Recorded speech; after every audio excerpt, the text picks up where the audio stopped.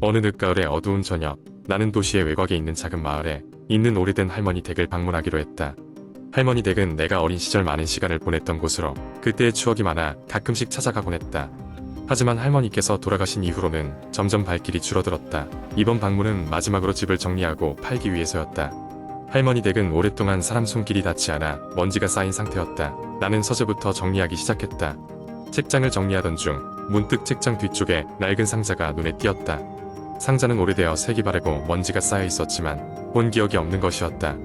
호기심이 발동한 나는 상자를 꺼내 조심스럽게 열어보았다. 상자 안에는 여러 장의 사진과 편지들이 들어있었다. 사진들 중에는 내가 보지 못한 낯선 모습의 할머니와 한 남자가 함께 찍힌 사진이 있었다. 옷차림은 1970년대의 것으로 보였다. 사진 속의 남자는 내가 본 적 없는 얼굴이었다. 혼란스러워하며 사진을 더 살펴보던 중 낡고 흐릿한 손글씨로 적힌 편지가 눈에 들어왔다. 편지는 할머니가 남긴 것 같았다. 내용은 한 남자와의 비밀스러운 사랑 이야기였다. 그러나 그 사랑은 비극으로 끝났지만 할머니는 남자를 잊지 못하고 있었다. 편지의 마지막 부분에는 남자에 대한 죄책감과 함께 그가 마치 죽어서도 그녀를 따라다니는 것 같은 두려움이 녹아 있었다. 그가 여전히 집 안에 있는 것 같다. 라는 소름 끼치는 문장이 적혀 있었다. 갑자기 등 뒤에서 찬 바람이 불며 소름이 돋았다. 분명 창문은 닫혀 있었는데 순간 이곳에 혼자 있는 것이 아니라는 기분이 들었다. 기분이 이상해서 서둘러 상자를 정리하고 방을 나가려는 순간 현관 밖에서 누군가의 인기척이 느껴졌다. 나는 두려운 마음에 서재의 문을 살짝 열어보았다. 아무도 없는 듯했지만 낮은 목소리로 무언가 중얼거리는 소리가 들렸다. 할머니의 목소리와는 다른 낮고 굵은 목소리였다. 두려움에 휩싸인 나는 조심스레 방으로 나오는 도중에 서재의 문이 갑자기 쾅 하고 닫혔다. 나는 소스라치게 놀라며 문손잡이를 잡고 필사적으로 문을 열려고 했지만 문은 단단히 잠겨 열리지 않았다. 그 순간 방 안의 온도가 급격히 떨어졌다. 숨결에서 나오는 하얀 김이 방 안에 맴돌았다. 가치하게 떠는 손으로 휴대폰을 꺼내 상황을 기록하기 시작했다.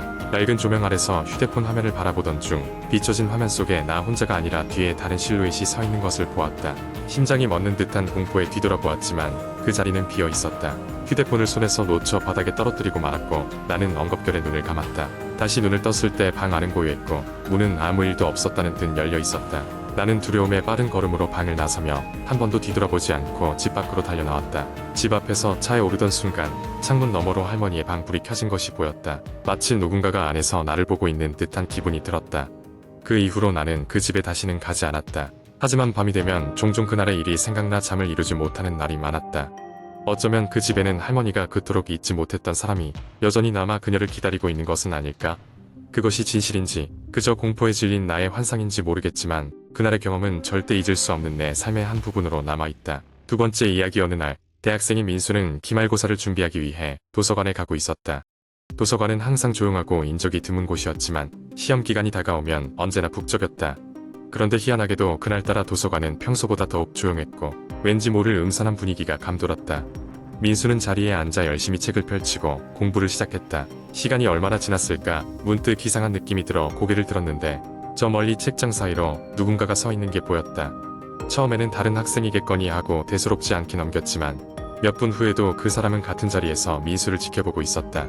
그제야 민수는 무언가 이상하다는 걸 느꼈다. 그 사람은 모자를 깊이 눌렀어서 얼굴을 알아볼 수 없었고 책장으로부터 떨어진 채 너무 한자리에 오래 서 있었다. 민수는 기분이 나빠져 자리에서 일어나 다른 곳으로 자리를 옮겼지만 그 사람이 다시 그를 따라오고 있다는 걸 깨달았다. 이번엔 더 가까워졌고 민수는 더 이상 공부에 집중할 수가 없었다. 급기야 그는 짐을 챙겨 급하게 도서관을 나가려 했는데 입구에 다다랐을 때 어떤 차가운 손길이 그의 어깨를 잡았다. 놀라 뒤돌아보니 그 사람은 여전히 얼굴을 숨긴 채 민수를 바라보고 있었다. 민수는 비명을 지르려 했지만 그 순간 그의 귀에 윙하는 소리가 들리며 주변의 모든 것이 멈춰있는 것처럼 느껴졌다. 정신을 차리고 보니 민수는 어딘가 지하실 같은 곳에 홀로 있었다. 그는 사방을 둘러봤지만 그곳이 어디인지 어떻게 그곳에 오게 되었는지 알 수 없었다. 문득 머리 위에서 발자국 소리가 들리기 시작했고 점점 가까워지는 소리에 급히 주위를 둘러보다가 한쪽 구석에서 계단을 발견했다. 계단을 올라가자 민수는 그저 아득한 어둠 속의 화장실, 문처럼 보이는 문 하나가 있는 좁은 복도로 연결되었다. 문 앞에 도착하고서야 그는 도서관에서 보았던 그 사람의 모습이 다시 떠올랐다. 문을 열자 그는 머리카락이 길게 내려오는 여자가 거울에 비춰보고 있는 것을 발견했다. 그녀는 천천히 몸을 돌려 민수를 바라보았고 그 순간 그녀의 얼굴이 마치 잘못 붙여진 인형처럼 일그러져 있는 것을 보고 말았다. 민수는 공포에 빠져 뒤로 물러서려 했지만 이미 뒤에는 아무것도 없는 벽에 막혀 있었다.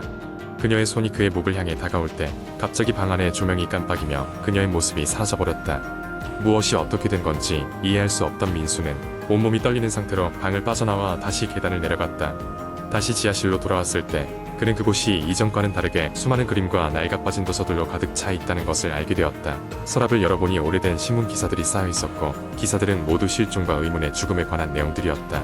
민수는 그 기사들 속에 이 도서관에 얽힌 끔찍한 사건들이 숨겨져 있다는 걸 알게 되었다. 결국 민수는 지하실 한쪽 벽에 숨겨진 비밀문을 찾아 그곳을 빠져나오게 되었다. 나오고 보니 그는 다시 도서관에 있었다. 하지만 이제는 주변에 있던 그 모든 것이 비현실적으로 느껴졌다. 민수는 급히 도서관을 빠져나와 학교를 떠났다. 며칠 뒤 민수는 그 도서관을 찾아가던 중 그곳이 이미 몇 년 전 다른 건물로 대체되었다는 사실을 알게 되었다. 그가 경험한 모든 것이 환상인지 혹은 도서관에 얽힌 저주였는지 알 수 없었다. 하지만 그날 이후 민수는 다시는 그 도서관 근처로도 가지 않았다. 그리고 그날 밤의 기억은 여전히 그의 꿈속에서 그를 괴롭혔다. 세 번째 이야기. 몇 년 전 나는 서울 외곽에 위치한 한 아파트 단지로 이사하게 되었습니다. 그 아파트는 지어진 지 꽤 오래된 곳이었지만 월세가 저렴하고 주변 환경이 조용하여 큰 고민 없이 선택한 곳이었습니다.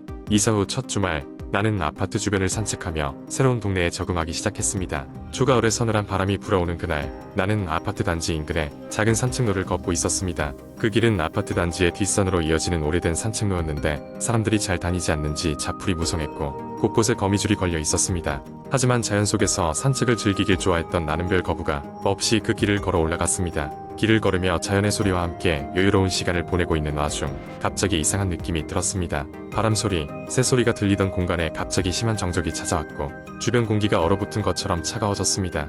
아무도 없는 산책로라고는 하지만 마치 누군가가 나를 지켜보고 있는 듯한 느낌이 들었습니다.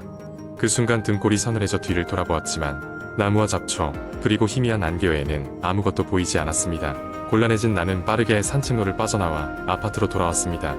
그 사건 이후 나는 그 길을 지나는 것을 피했고 머릿속에서 그날의 일을 지우고자 했습니다. 그러나 이상한 일들은 여기서 끝나지 않았습니다. 몇 주 후 나는 직장에서 늦게 귀가하게 되었고 지하 주차장에 차를 세우고 엘리베이터를 기다리고 있었습니다. 지하 주차장은 매우 조용했고 희미한 형광등 불빛 아래에서는 어떠한 그림자도 또렷해 보였습니다. 엘리베이터 문이 열리자 나는 타고 문이 닫히길 기다렸습니다. 문이 닫히기 직전 나는 어딘가 이상한 느낌에 엘리베이터 밖을 보았습니다. 복도 끝에 누군가 서 있었습니다. 그 존재는 어둠의 가려 형체가 명확하지 않았지만 확실히 사람이었습니다. 멍하니 그곳을 바라보던 순간 그 그림자가 갑자기 나를 향해 손을 흔들었습니다. 놀란 내가 엘리베이터 층 버튼을 누르는 순간 문이 닫히며 그 모습은 사라졌습니다. 신경이 예민해진 나는 혹시나 하는 마음에 엘리베이터 CCTV를 확인하려 관리실을 방문하려 했지만 늦은 밤이어서 직원이 없었습니다. 이후로도 밤 늦은 시간에는 엘리베이터를 타지 않으려 했지만 어쩔 수 없이 이용해야 할 때가 있었습니다. 그리고 가끔씩 문이 닫히기 전 복도 끝에서 나를 바라보는 그 존재를 몇 번 더 볼 수 있었습니다. 그때마다 그 존재는 나를 향해 미소를 지으며 손을 흔들었습니다. 사건은 날이 갈수록 이상하게 흘러갔습니다. 하루는 새벽에 갑작스럽게 깨어나 전등을 켜지 않은 채 거실로 나갔습니다. 그리고 창문을 통해 바깥을 바라보는 순간 내가 걸었던 산책로 초입에 뭔가가 서 있는 것을 보았습니다. 처음에는 나무인 줄 알았지만 그 형체는 점점 더 또렷해지며 나를 향해 얼굴을 돌리는 것처럼 보였습니다. 마음이 불안해진 나는 결국 친구에게 이 모든 일을 털어놓았고 친구의 제안으로 아파트를 떠나게 되었습니다.